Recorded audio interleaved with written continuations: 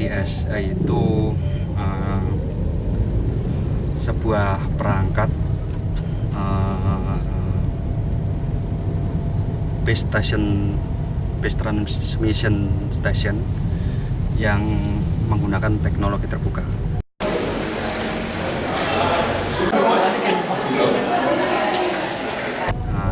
Kalau BTS yang konvensional itu teknologinya tertutup, kita tidak pernah tahu bagaimana cara membuatnya atau teknologi apa yang digunakannya.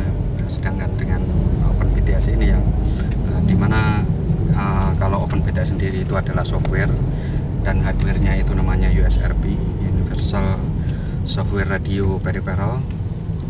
Itu hardware-nya juga terbuka dan menggunakan software Open BTS. Open BTS sendiri itu juga merupakan gabungan dari banyak software yang juga menggunakan banyak pustaka dan semuanya open source, sehingga kita bisa membuat BTS Base Transmission Station untuk GSM sendiri dengan biaya yang relatif murah. Ya, mungkin itu.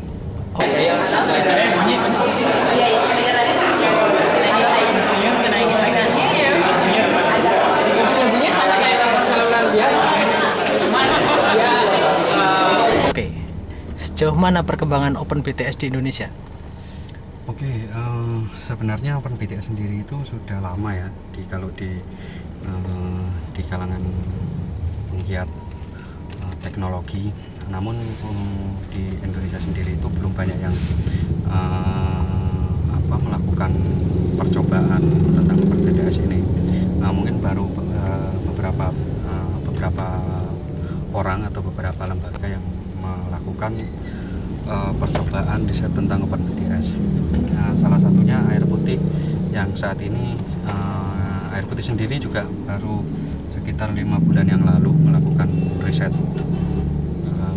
Open BTS dari awal tahun 2011. Mungkin diskusi aktifnya itu baru Januari 2011 kita mulai berdiskusi aktif untuk melakukan percobaan atau riset tentang Open BTS ini.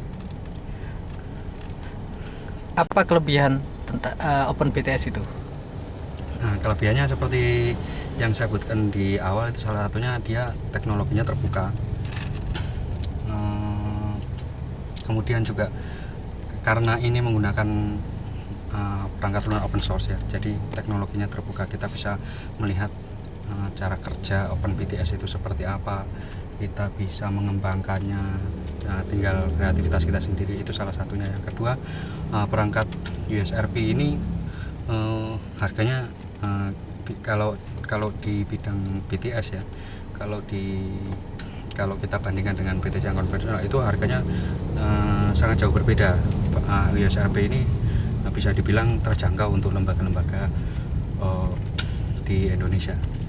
Kemudian perangkatnya ini portable, jadi kalau misalnya mau diimplementasikan di daerah-daerah yang darurat, di kondisi-kondisi darurat, itu sangat memungkinkan. Kemudian diimplementasikan di daerah-daerah terpencil, itu sangat memungkinkan. Kita butuh satu PC untuk menjalankan software Open BTS, kemudian perangkat USRP yang ukurannya ya bisa dibilang kecil, itu nanti disambungkan ke komputer dan sudah bisa memancarkan sinyal GSM.